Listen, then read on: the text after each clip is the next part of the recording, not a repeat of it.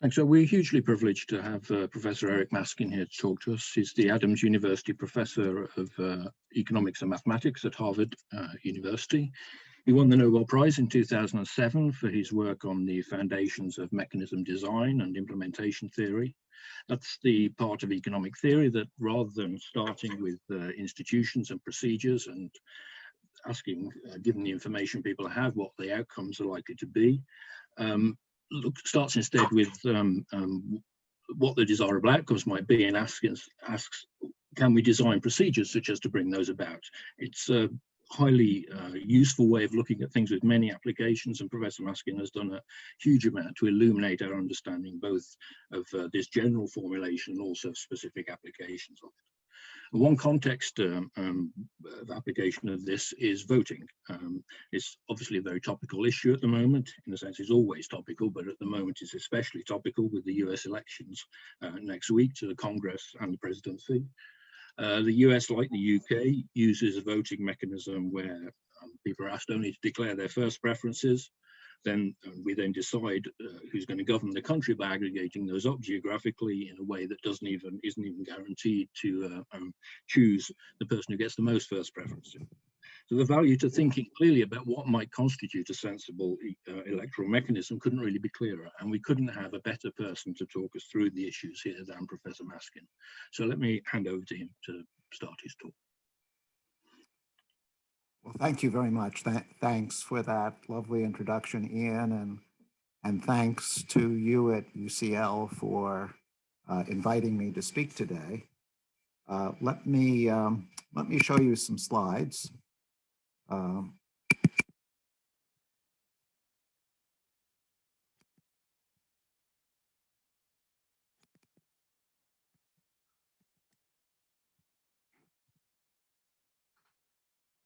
So I'd like to talk primarily about electing members of parliament, but as you'll see, elections in other countries will come up as well. Let's though begin with a scene from a British election about 15 years ago.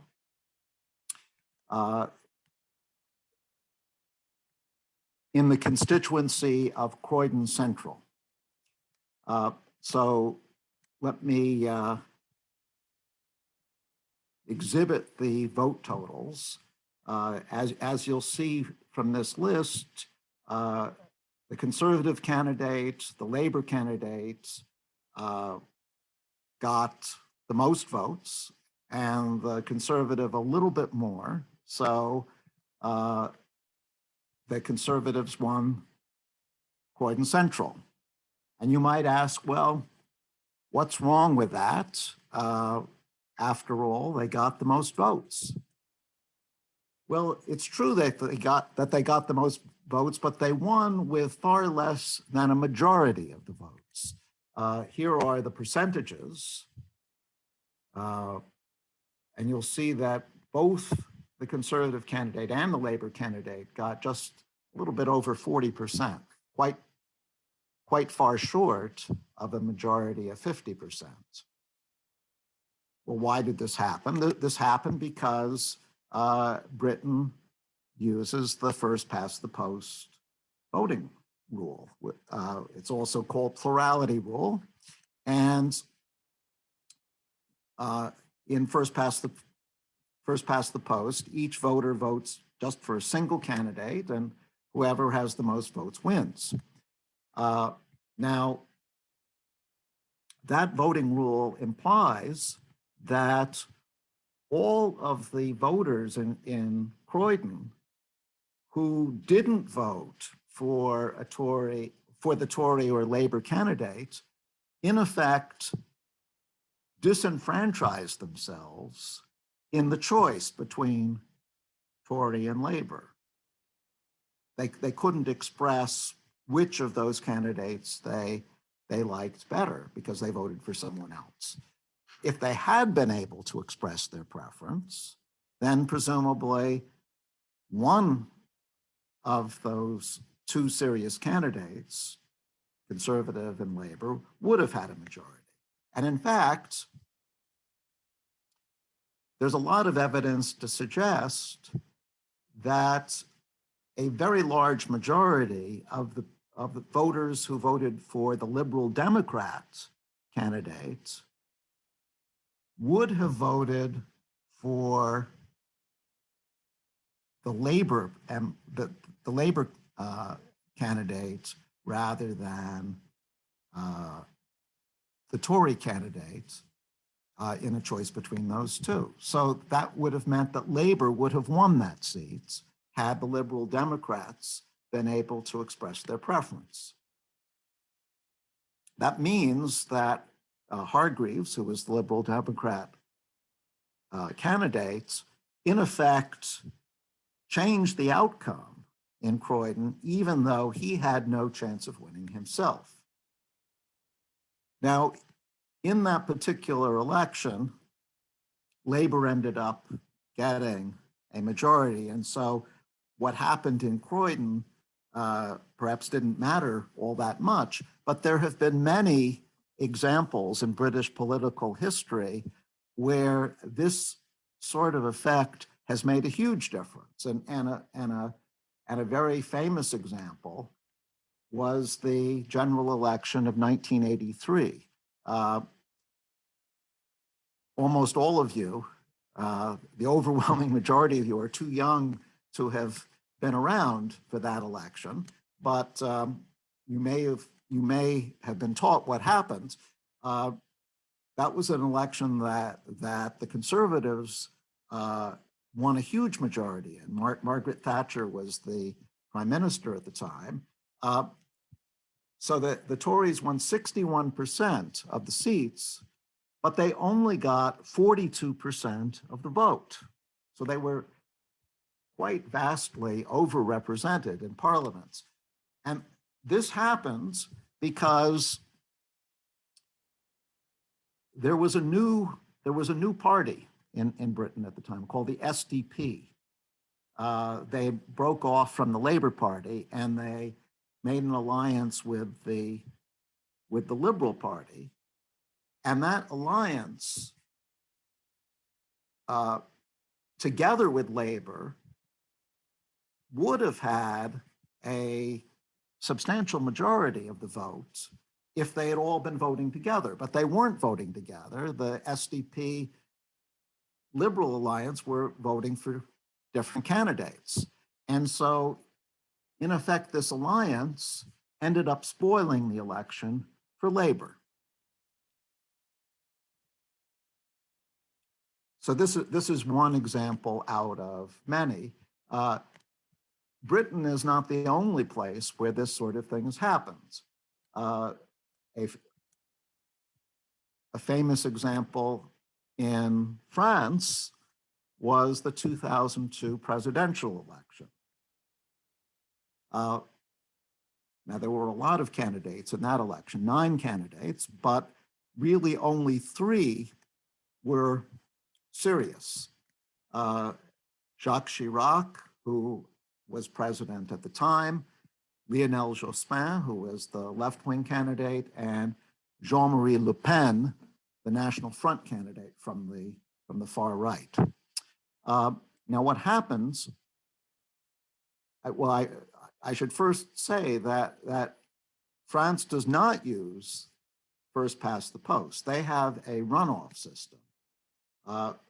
So, in the first round, every voter chooses one of the candidates, and if no candidate gets a majority, then the top 2 vote getters face each other in a runoff.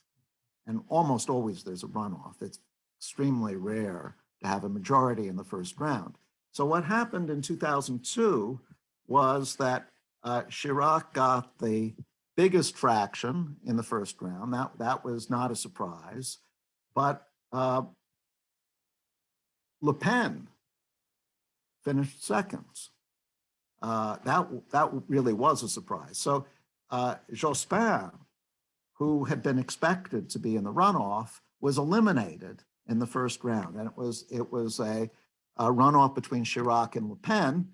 Chirac easily won. So you might say, well, what's so bad about that?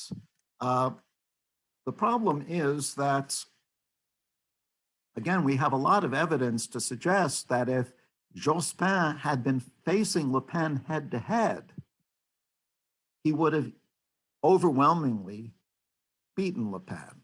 So it didn't, there's a sense in which it didn't make sense for Le Pen to be in the runoff rather than Jospin, who was actually a far more popular candidate. Furthermore, there was a lot of evidence suggesting that if Jospin had been in the runoff with Chirac, Jospin would have won that too. So to knock him out in the first round seems wrong, at least from a democratic perspective.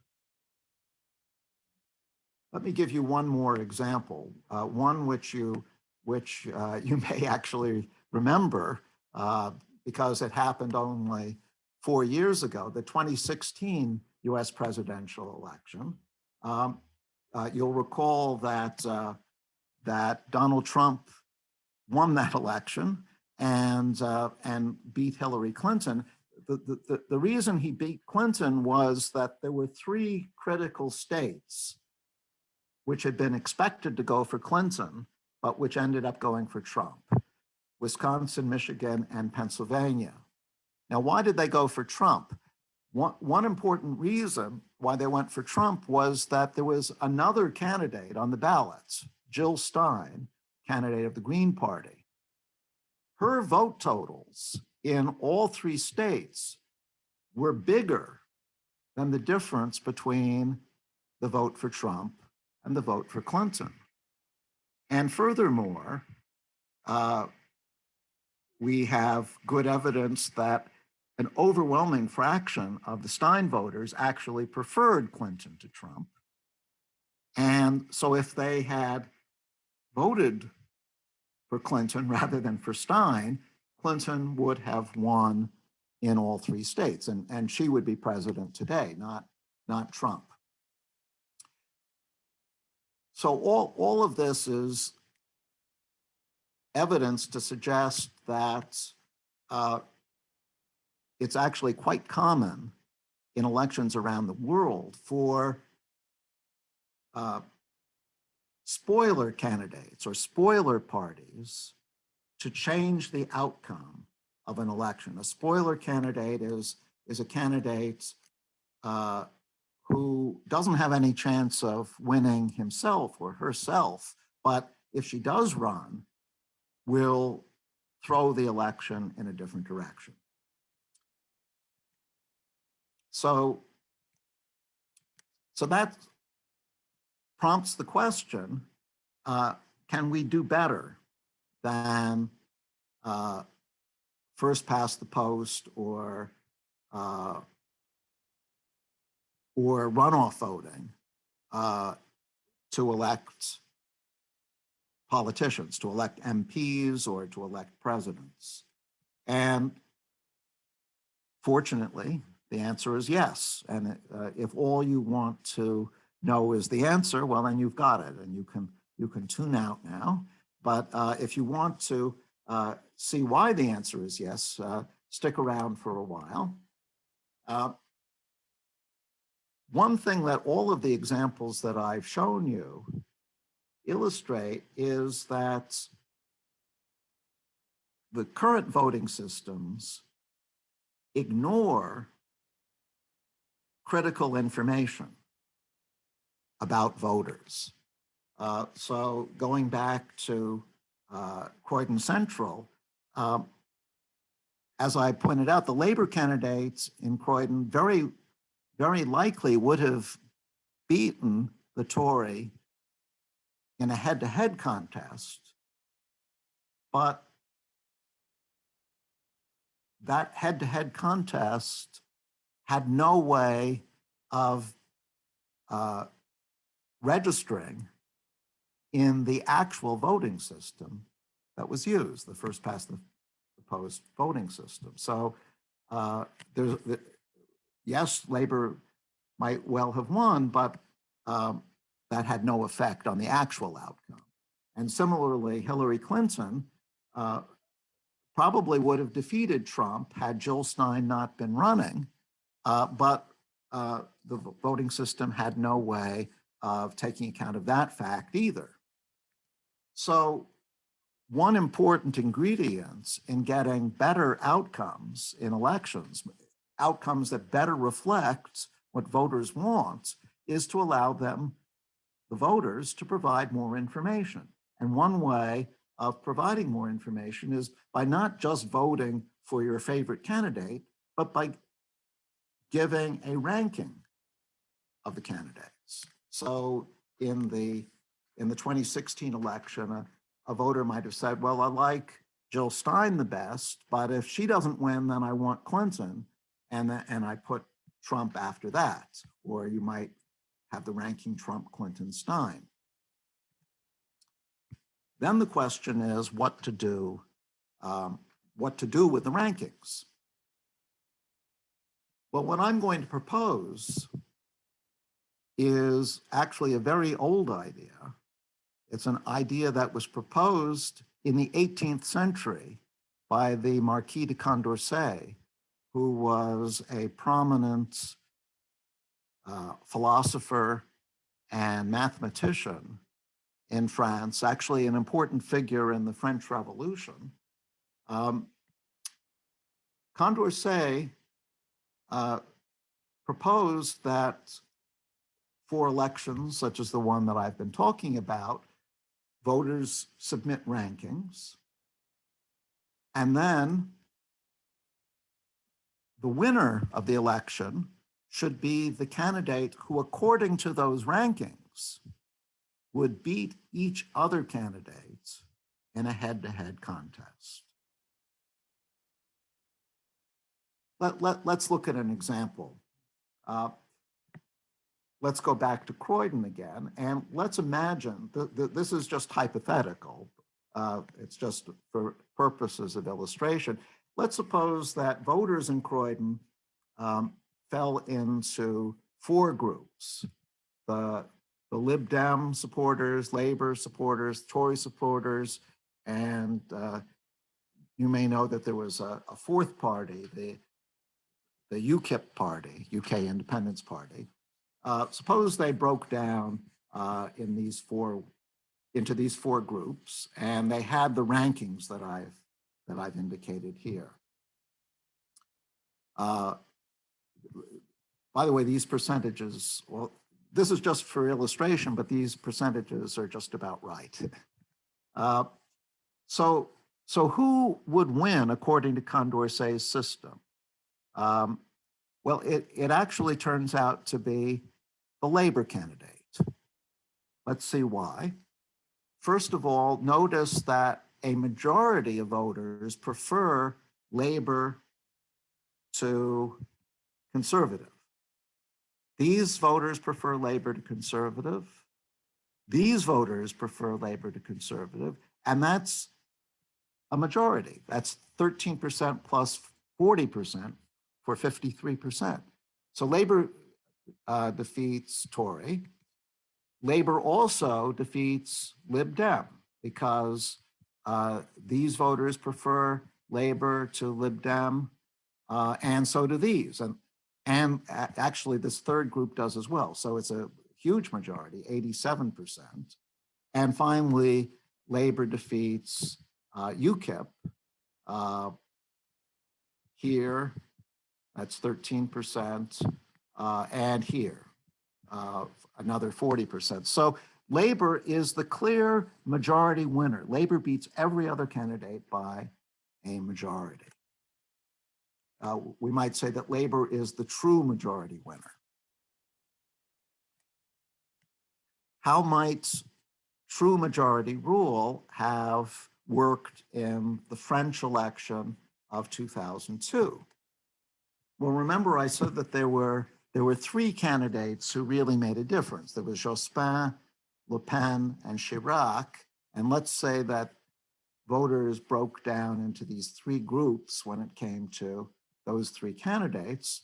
Now, under the current system, which is runoff voting in France, Chirac and Le Pen go to the runoff because they get the highest fraction in the first round. These voters vote for Chirac, these voters vote for Le Pen. Jospin only gets 30% of the votes. But Jospin is actually the majority winner, the true majority winner, because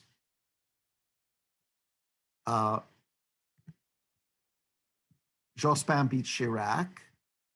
These people prefer Jospin to Chirac, and so do these, and that's a majority. And Jospin also beats Le Pen here and here for 66%. So there's a strong case to be made that the wrong person got elected in 2002.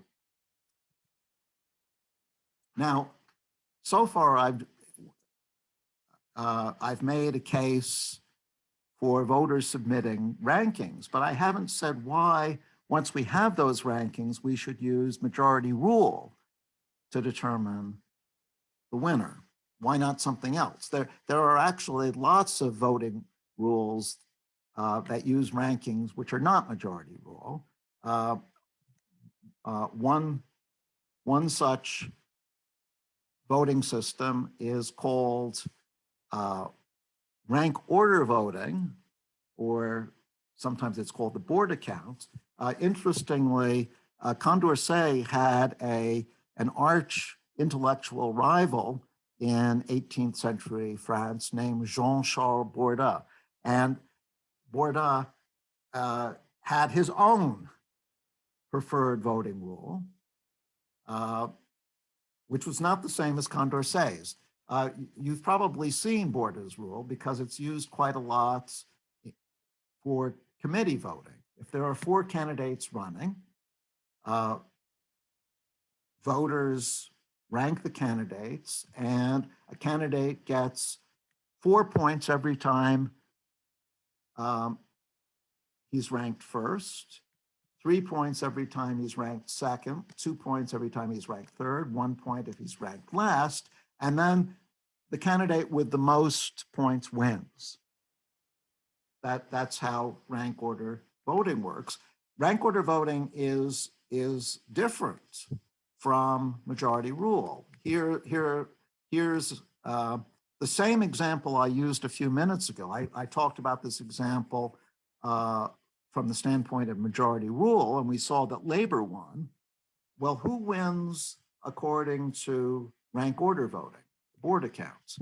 Well, we can calculate each voter's point total.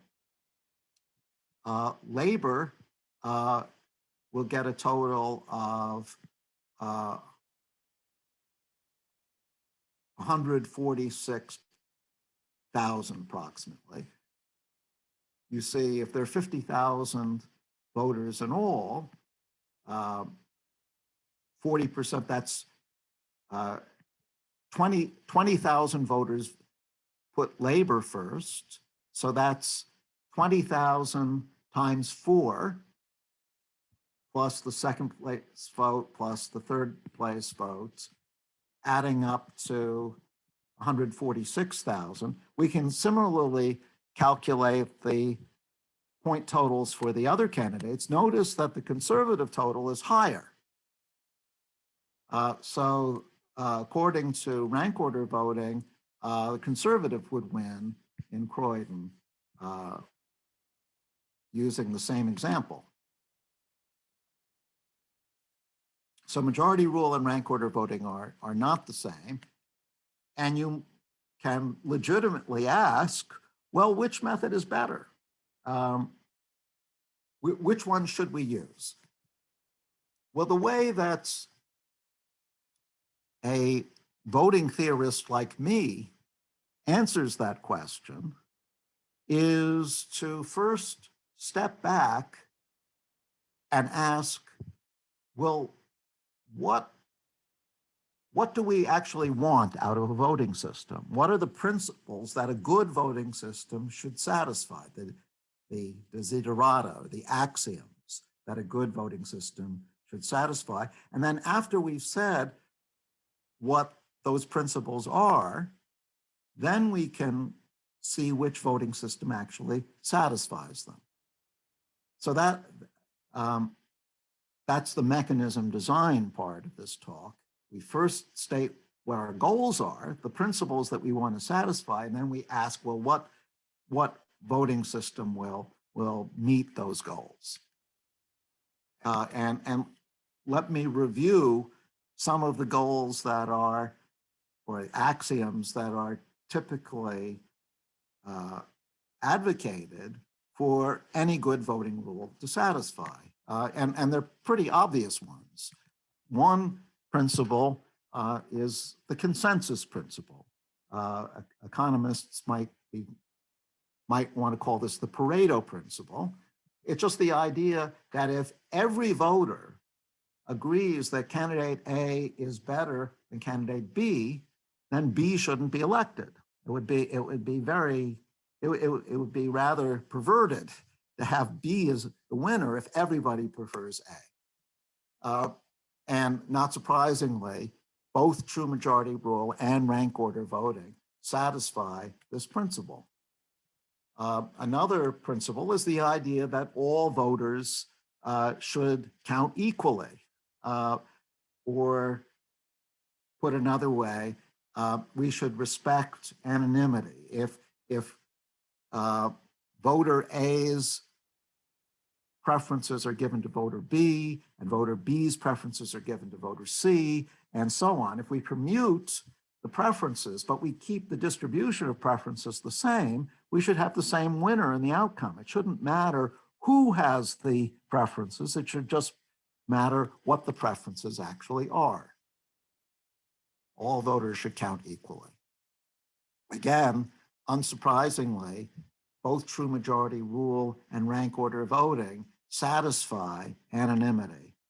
Let me note in passing that the American presidential system, the electoral college system, violates this, but that's the subject of a different talk. Well, just as we want to treat all voters equally, we want to treat all candidates equally.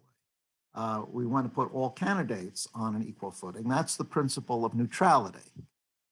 And again, unsurprisingly, both true majority rule and rank order voting satisfy neutrality.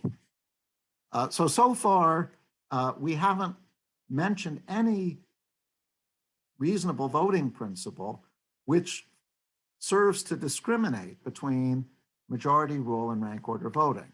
But the next principle does. And this is the principle that I was referring to, at least indirectly, in my introductory remarks. It's the idea that if A and B are the serious candidates in an election, which one of them wins shouldn't depend on whether some third candidate, candidate C, is running or not. That's what we might call the no spoilers principle. And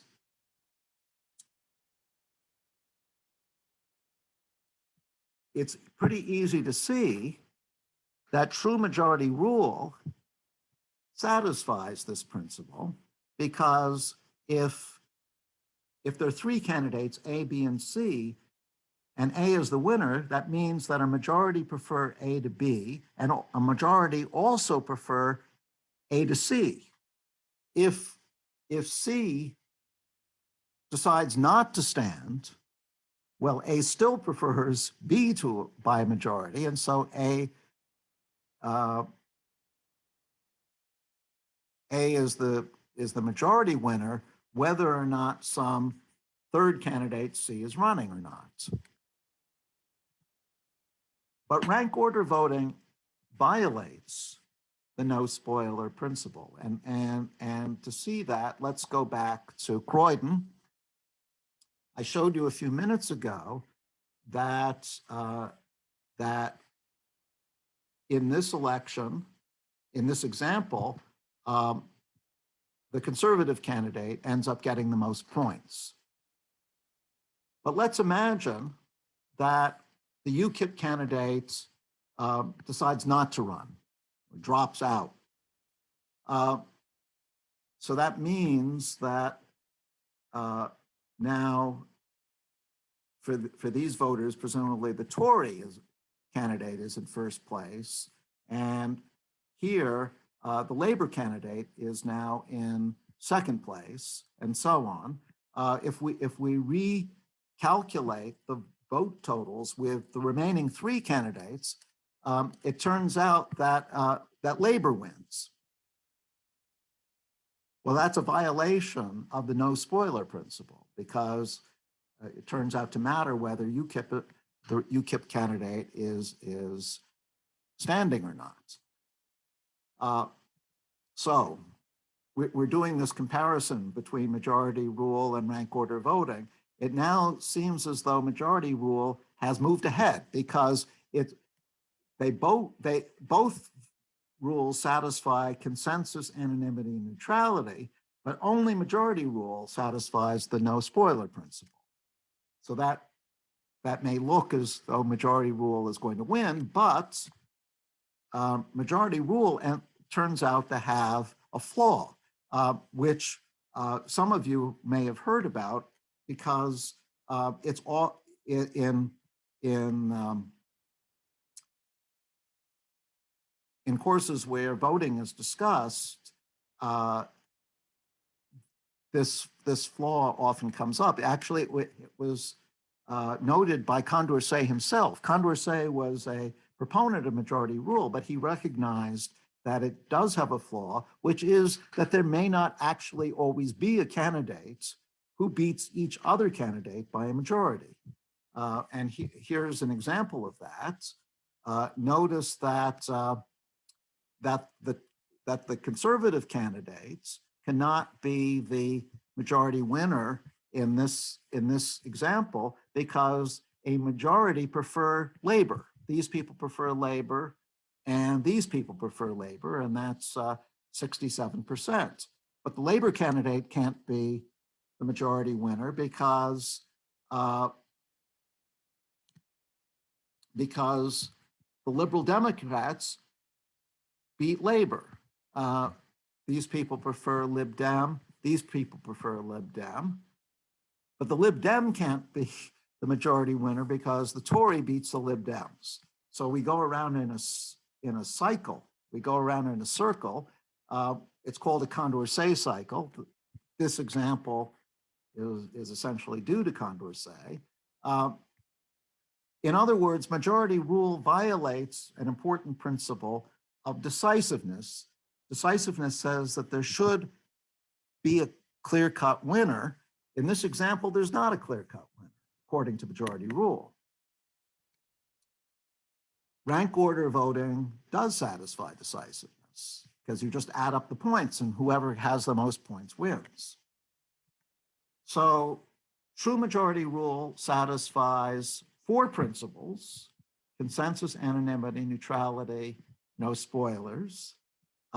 Rank order voting also satisfies four principles: consensus, anonymity, neutrality, decisiveness. It's not the same four.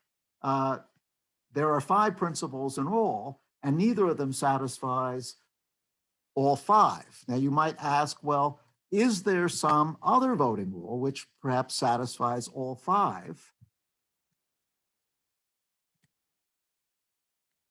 Sadly, the answer is no. And you may already have known that, because this is essentially the content of the arrow impossibility theorem.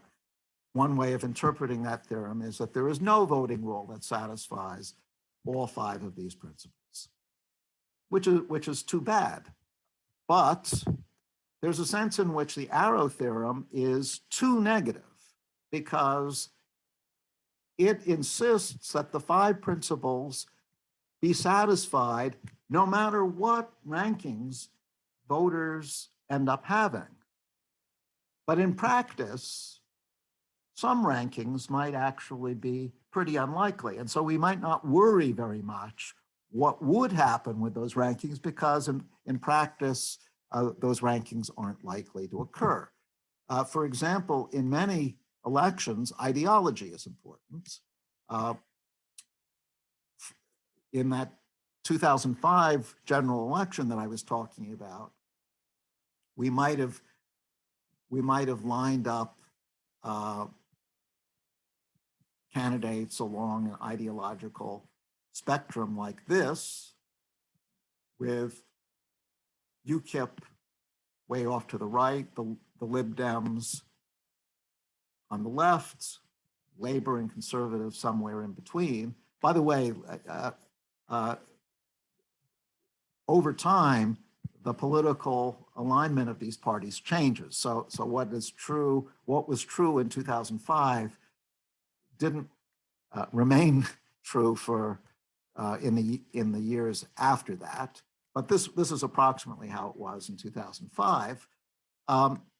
So suppose that voters vote according to political position. So they're more likely to vote for a candidate who is close to them on the ideological spectrum.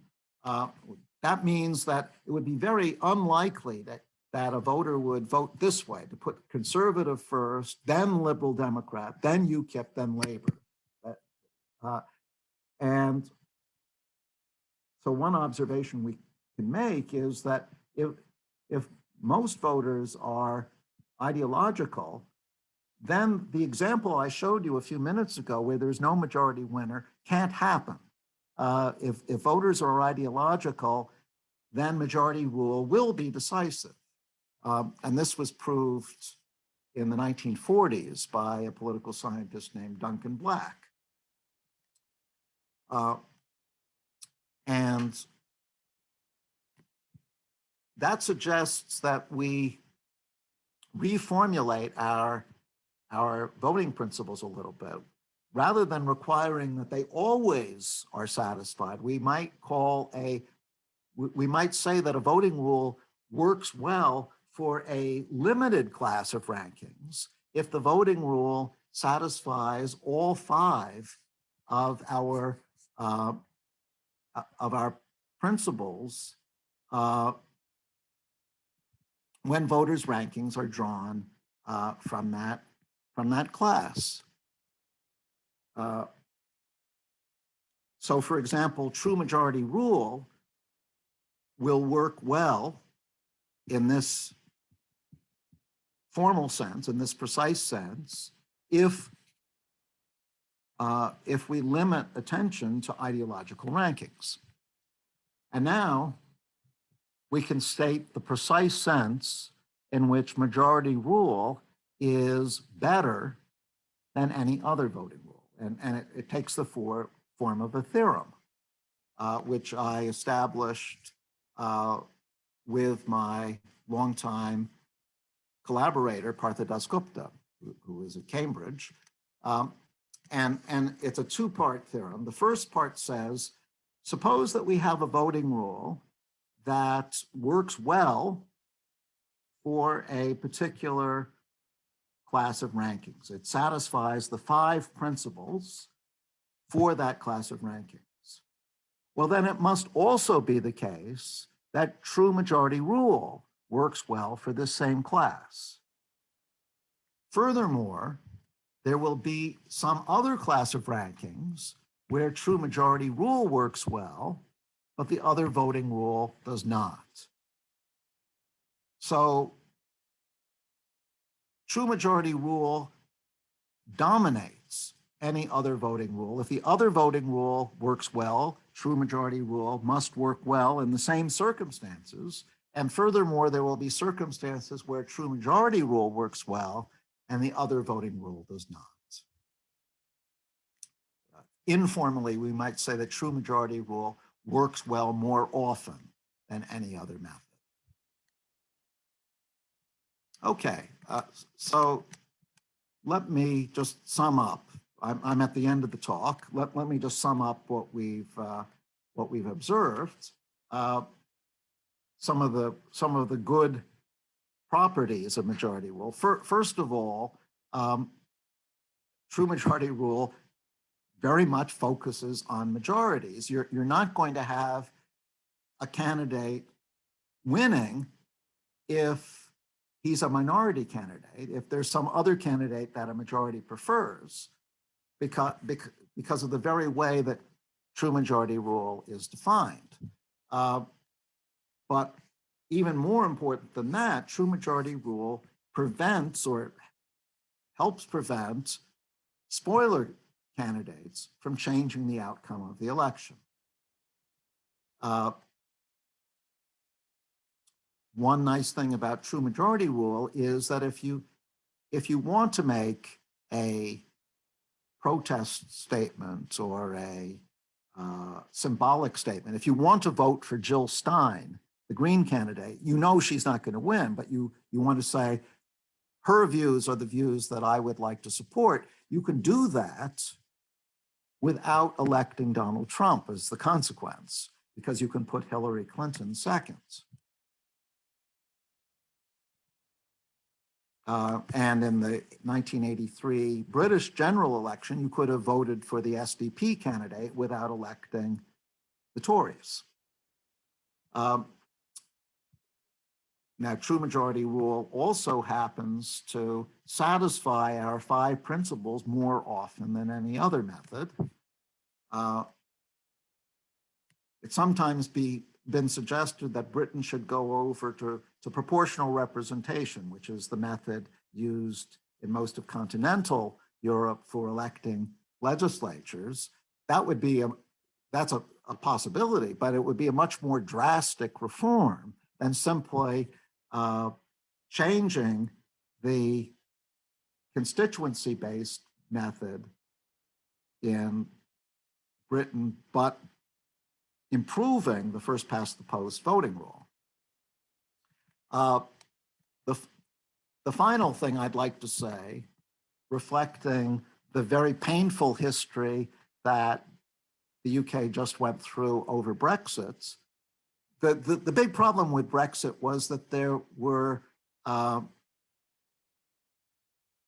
actually it says more than 3, there were more than 2 options. There were essentially 3 options under Brexit. There was Remain, there was soft Brexit, and there was hard Brexit. And the problem was that every time one of these things was proposed in Parliament, there was a majority who preferred one of the other options. So no option was able to get through Parliament for years. Theresa May's entire premiership was thwarted because she could never get any of these 3 through Parliament. But that's because of Parliament's voting system. If they had used majority rule, true majority rule, they would have easily chosen one of these 3. Now, we don't know for sure which it would have been. It probably would have been either Remain or soft Brexit, almost surely not hard Brexit. And we would have had a quick resolution. So voting reform is valuable, I would say, not just for elections, but for parliaments as well. And let me stop there, and I'm now open to questions. Thank you. Thank you. Thank you so much for that interesting talk, Professor Maskin. I will just stop the screen share. Yeah. And so we move on to the question and answer stage. Thank you so much for that. And I think that as people who are slowly like turning 18, going into voting, we'll get to see the complexity and intention behind the design of these voting mechanisms. And we've got quite a few questions in the chat, and I will ask them in order. So before I move on, Shabak, if you want, because your question uses an esoteric example, if you want to ask your question in person, or unmute yourself and ask, after I ask the first question, I'll ask you. So just do give me a thumbs up if you're fine with asking your question by unmuting yourself. So, okay, perfect. So Ian asked an implementation question in the beginning. which is that he talked about how in various countries, he's asking how can this form of voting method, in the sense that how can true majority, for example, be implemented in countries such as the examples you provided? Like, would this be a legal method or a change in the constitution? And how does one as an implementer ensure that all parties accept this method? Very important question. Let me I'm not going to discuss all countries, but let me discuss two countries, the UK and the United States. In the United States, it turns out that there's no constitutionally mandated voting system. In fact, the Constitution says that each state can decide for itself how it's going to run its elections. And for historical reasons, almost all states in the US have been using first past the post. I think that was probably the British legacy, but recently that's begun to change. 2 years ago, the state of Maine became the first state in the country to go over to, it's not quite majority rule, but it's very similar to majority rule. And so they've been using that now. This will be their second election. The 2020 election will be their second election using ranking as a voting method. And Massachusetts is about to consider going over to the same voting method in this election. The voters themselves will get to decide what voting method to use. And I suspect that if it passes in Massachusetts, it's going to be adopted by a lot of other states as well. In the UK, the voting method can be changed either by Parliament. Parliament has the power to change the voting system, or it too can be done by referendum. In fact, there was a referendum in 2011 in the UK, which would have switched Britain from the first past the post system to something called preferential voting or alternative voting, which again is quite similar to majority rule. It's not exactly the same, but pretty similar. Voters rank candidates. I'm sorry to say that in the lead up to that referendum, the discussion on both sides was dreadful. I mean, they weren't talking about the issues as I laid them out in my talk. They were talking about mostly irrelevant issues, pro and con. And so sadly, the referendum didn't pass. But I imagine that this issue is going to come back at some point, and Brits will be able to vote once again on improving their voting system. So those are two examples of how we can, practically speaking, make voting rule reforms. Thank you so much for that. And Shabak, I'll just unmute you for your question. Hi, thanks for the speech. How would you respond to the argument that the spoiler effect isn't really that bad because it allows those voting for small parties to still affect change to public policy, but indirectly by the electoral threat of causing the main parties to lose their marginal seat? So, for example, to lose their marginal seat unless they adopt a certain policy. So, for example, the Brexit Party in the 2019 general election perhaps caused the Conservatives to adopt a more hardline approach to Brexit in order to be more receptive to the aggrieved Brexiteers. Yeah.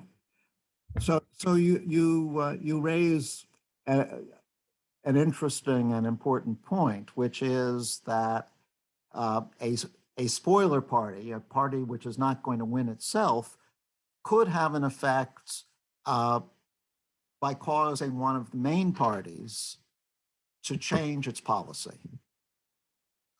And that's true. But the one question to ask about that is that really democratic? That is, if a tiny party is having a huge influence over a major party, in a sense, they're blackmailing or the major party. Is that really what we want to see? Wouldn't it be better for voters to express their preferences directly over policy by ranking alternatives? Yes, you're right. Minor parties can influence policy, but I'm afraid that effect is not always moving us in the direction of better democracy, more getting voters' views more accurately reflected by election outcomes. Thank you so much for that, and that's an extremely interesting insight. And just like we have time for one or two more questions, so if there's anyone who's even, for example, given a question in the chat and would like to ask it in person by unmuting, they can just raise their thumbs. If not, I'll just read it out from the chat. That's not an issue. And seeing none, I'll just ask it from the chat. So I'll just club two questions so most people can ask it. So yeah, you can respond to more questions, I'm sorry. So Jordi asks, should true majority rule only apply in individual constituencies or across an entire electorate? And how could we satisfy both? And another individual whose name I can't see asks, would a true majority rule encourage or discourage coalitions? Okay. So let me take Jordi's question first. Should it? So Britain is constituency based. That is, the way that it creates a parliament is by having a separate election in each constituency. And unlike the United States, where each constituency or each state can decide for itself how it's going to run its election, in Britain, it's really all or nothing. Either every constituency uses first past the post, or every constituency uses some other voting method. We could imagine using a ranking system on a, rather than having individual constituencies, we could do what continental Europe does and not have anything constituency based, but elect a number of people from the Conservative Party or from the Labour Party according to the national totals. That would be proportional representation. Britain could go in that direction, but as I was suggesting, that it would be a much bigger departure from its current system than simply improving first past the post. I tend to be a gradualist when it comes to reform. I'm very much in favor of reform, but I think it's usually better to make incremental changes and try to make the sum of the increments substantial than making a huge change all at once, because chances are if you make a huge change all at once, you'll have forgotten about something critical, which will come back to haunt you later. Now, the second question was about the majority rule incurring providing an incentive for coalition formation. And the answer to that question is most definitely yes. And this is another advantage of majority rule that I could have mentioned, which is that if voters are ranking candidates, I have an incentive as a candidate in my party to reach out to voters who tend to support some other candidates in a way that is going to encourage those voters to rank me high. Because even if I don't finish first in their ranking, I finish second or third, that may be good enough to get me elected. And so indeed, majority rule encourages coalitions between parties because you don't have the incentive, you don't have such a strong incentive as a candidate to tear down your opponent. You want to, of course, promote your own views, but you want to speak well of your opponents in the hope that their supporters will treat you well in their rankings. And since so much of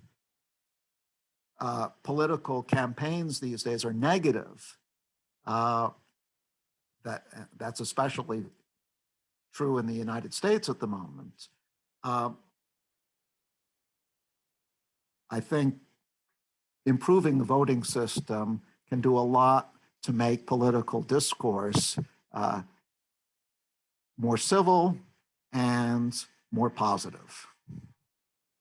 And that is an amazing note to end on. Thank you so much, Professor Eric Maskin. And I've kind of run out of time, so I think I'll call it an event there. And a big thank you to you, the audience, for joining us, and also to Professor Ian Preston from the Department of Economics.